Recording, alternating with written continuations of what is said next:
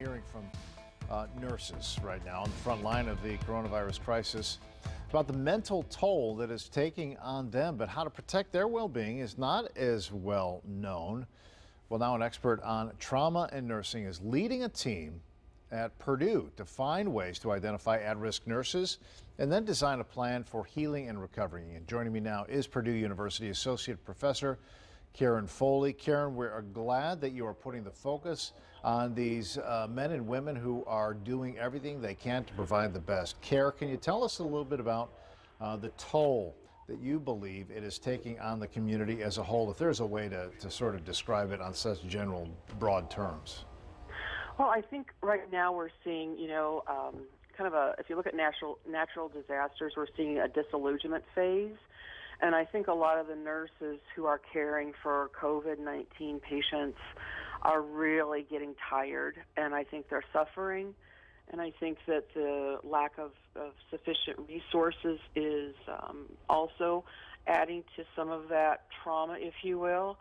And I think there's some things we can do, but I think we first need to recognize the heavy toll that is being put out there by nurses and physicians as well. Yeah, I think when you talk about just the physical shortcomings, right? The equipment that early on especially was difficult to come by, and then just the lack of sleep and what that does to your mental health. But what are some of the things that we can do beyond giving them a break and time off when sometimes that is not possible?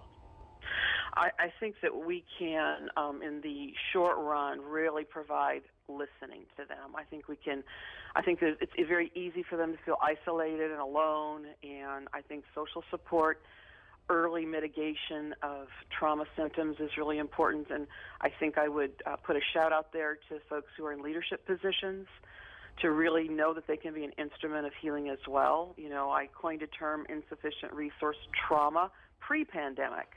I did a study on nurses' psychological trauma. The results will be published in the Archives of Psychiatric Nursing in June.